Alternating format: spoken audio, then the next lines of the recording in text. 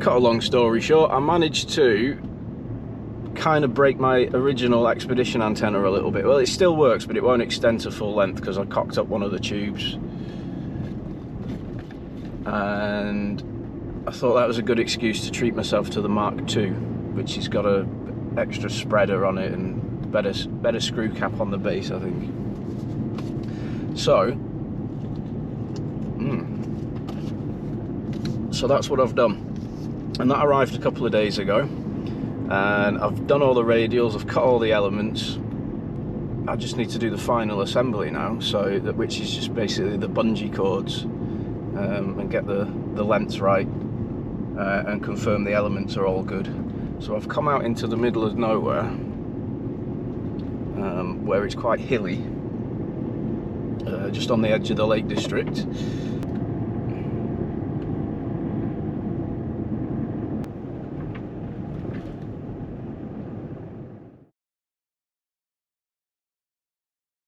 Yeah, so I've got distracted on the way up here, but when I was loading the car, talking to a neighbour, and I've bought all the radials, the elements, bought brew tackle, my laptop in case I was going to do some digi, radio, amplifier, coax, and just missing one small ingredient, which is the pole itself.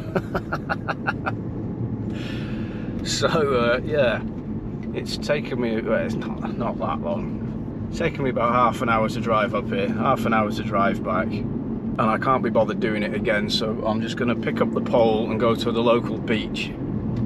Saves messing about, doesn't it? It's quite a good part of the world to experiment with antennas around it, because I've got the highlands, not the highlands, but you know what I mean, the hills, and the occasional small mountain in the middle of the Lake District, and then it goes right down to sea level. I think I like being in the hills, but I'm not sure what the radio prefers. They're both brilliant. It's just like the noise floor is non-existent, and they're just both lovely places to operate from. I don't think I'd want a wild camp on the beach. There's too many random people. Mind you, it's not bad in Cumbria. Where I was in Lancashire, you know, this would be a very popular dogging spot. Don't know what's up with the folks in Lancashire, but they seem to like dogging a lot.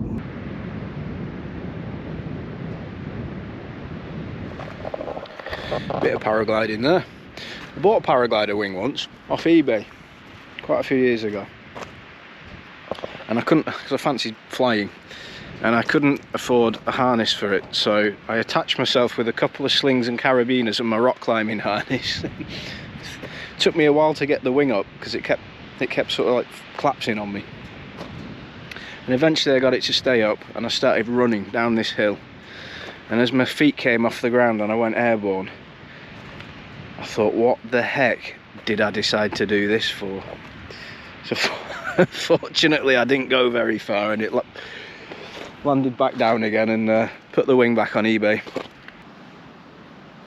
Not sure if you can see it, but about there somewhere on the horizon is the Isle of Man, and there is a digipeater there for APRS. So I've got the FT5D. Every 5 minutes it should ping out an APRS thingy. I've just heard the FT5 pick up an APRS transmission, so if I can hear them, hopefully they'll be able to hear me.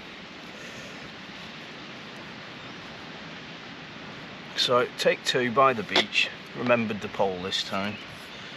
Let's get it set up.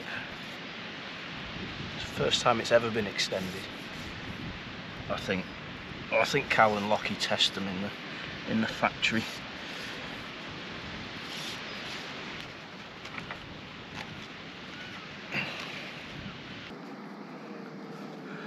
So I've got these nice little beads on there. First job is get 40 on. So That's the 40 done. Up to the top spreader, and I've got the bungee and the tensioning loop. This is actually the only clip I'm going to use on the whole build. I prefer the knots. That's the 40 done. Do you know, I'm not really a fan of that tube system. I lost the tubes for my original Mark 1 antenna, so I've never used them, but I'm not a fan. So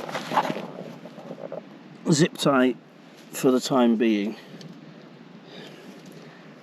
Obviously that I need trim. It's a reusable one with some silicone to stop it sliding. To be honest, you can't beat electrical tape for this top section. I think that is the best solution, but we'll go with a zip tie for now. Obviously, there's a tiny bit more windage with the zip tie, so you've got to bear that in mind. Right, now 20. So, figure of 8 stopper nut in it. Cinch that up.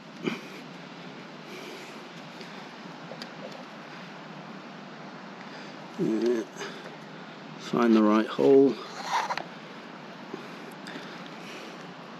And then work out where your next knot needs to be to tension it properly. That's looking good. And that, I've had that up in storms. I've had the antenna fall down because the guy lines went and the elements were still attached. So I'll trim this up when I get back, and also do the heat shrink on the elements. So last one to do, 17 meters. Getting there, this is exciting. So the 17 meter element is it's about a meter off the top spreader. So rather than use that much bungee cord, I've done the first section in paracord, and then I wasn't really sure what knots to do, so it's like a prusik loop. It's 2 double overhand knots with the paracord and the bungee, and they lock together. So yeah, 17 to go. Guy lines on, and then antennas going up. So I'm using the guy lines off the old antenna temporarily. I've got some nice Dyneema on the way. I'm doing a bit of a posh build with this one, but just to get it going.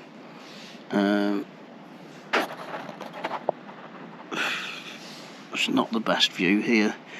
There's a cool little slipper knot you can do. Just thought I'd show you that knot at the QTH because it's really useful to know. So say this end is going to your antenna, to the guy plate. So you want to make a bite, which is just a loop in the rope, and then bring the 2 lines together and wrap this end. I'm going to wrap it round the live line twice, so it's wrapped round twice like that, and then you bring them together, wrap it round both of them, and then pass it through there, and then tighten that up. So what that does is you can pull as hard as you want on that now, and it's just not going to slip. But if you grab hold of the knot and the other piece of rope, you can slide it easily to change the length, and then it's not going anywhere again. So in terms of simplicity, it just doesn't get any better than that for when you're in the field. You've got nothing to lose. You can do a bowling on the other end around the nylon plate, so you don't need any hardware. There's nothing to break. You've just got a bit of very thin, very strong cord.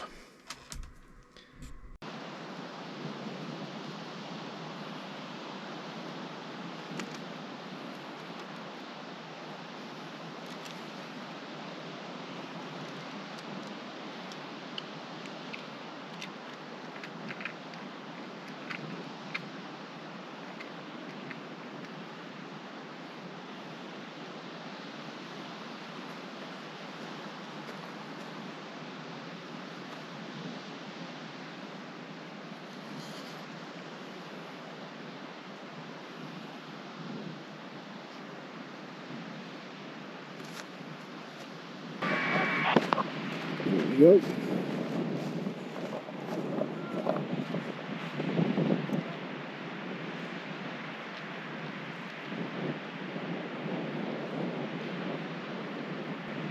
So yeah, I'm going to chuck the radials in now, and that's it done. Oh, you need to get one of these caps as well. I've operated from a sandy beach, and it got in the SO239 and ruined my day. So, essential mod.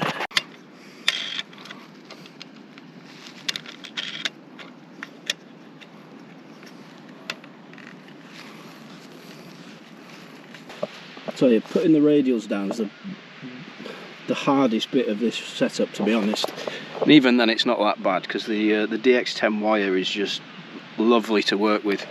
So that looks like a bit of a bird's nest.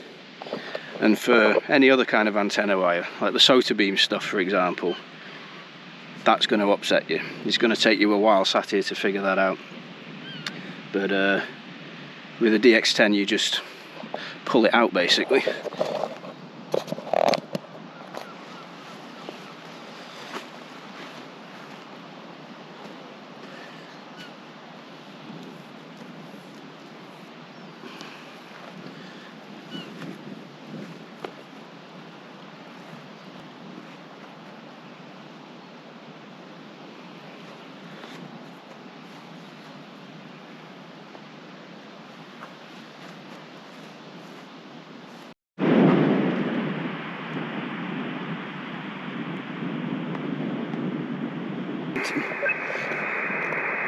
Test, test. Test, test. It's not actually registering at all, which is a good sign. So that's 20. That must mean it's a spot on match. Try 40. Test, test. Test. Same thing on 40. That can't be. So I've cut the elements exactly as it says in the instructions, and it seems to be absolutely spot on. Fantastic. Whiskey Yankee calling 15, secure 15 meters. Hotel Bravo 9, Tango Whiskey Yankee calling 15 meters from line.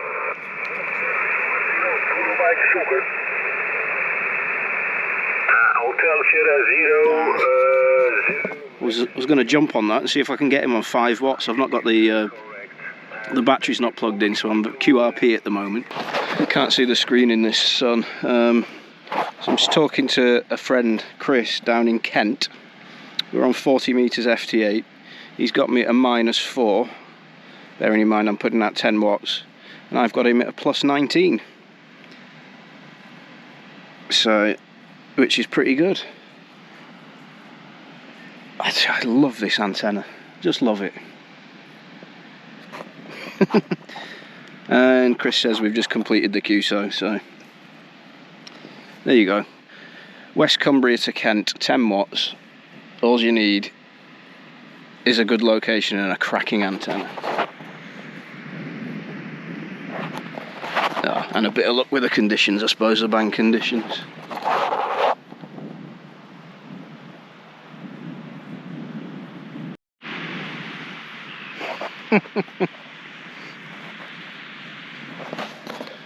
Might need to put some navigation lights on the antenna. Yeah, when you're doing, so how much was your brake when at the point that you were kind of like almost below?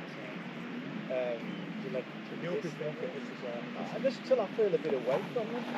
Okay. You know, till I feel like. I'm not expert in this, I normally fly hang gliders. But what I do is. Oh, that was quite interesting. I was talking to the paragliders for a while. They were very interested in the radio setup. It's almost like having to do my exam again with the questions I was getting. So, but yeah, the first chap that landed, he said he had a bit of a panic because he thought it was some sort of giant fishing rod, and he was expecting, and he landed downwind of me, or upwind actually. And so if it was a fishing rod with a big line going out to sea, he was a bit worried he was about to get snagged in it, but yeah. Well, that's been a nice afternoon. I've just put out a couple of whispers on 20 metres, so I'll get home and see what that's like. My phone's ran out of data. I wasn't logging any of the FT8, I did. But I can upload that when I get home. So, new antenna build. Went up. I've done a better job on the last one. There was a few mistakes I made on the last one, which were fine. It didn't affect it, but they weren't quite proper. And one thing I've just noticed, it stayed up perfectly fine with the second section not clamped. I forgot to do it. And well, I did see it, but then I thought, well, it seems fine, so I've got to get out this very bumpy track now. You can nearly bottom the car out on the way in. That's a pothole making the parking sensor go off. I don't like this. So when I got home, I checked the logs for Whisper and FT8. I did FT8 on 20 and 40, but this is the results for only operating for. I was probably only doing 10 minutes in total, to be honest. And this is the results for 20 meters on FT8. Yeah, I think if I'd waited for the grey line and had maybe a little barbecue on the beach, yeah, I think I would have worked this well into the States, no problem. I mean, it was doing quite well already. And then there's Whisper. So again, this is on 20 meters using 2 watts, and I got heard by a VK, so I can't complain at that. It's just a nice little spread. Again, there was only 3 Whisper transmissions here, so the bank conditions were pretty well lifted today. So, but I'm telling you, it's the antenna. I love it. It's just so good. Now with the amplifier, I do have a tuner now, but you don't need one. It's great. It's the perfect antenna for using with the standard IC705. There's no internal ATU. You're screwed using an N-Fed, really. You could use an M-Fed half wave, but every one of them I've tried to use, it just puts RF back in the shack. You know, it trips out my USB connections if I'm doing Digi. I suppose they're alright for SSB, but nah, N-Feds, they're emergency antennas. Anyway, that's enough of me waffling. So 7.3, enjoy your radio stuff. Yeah, bye.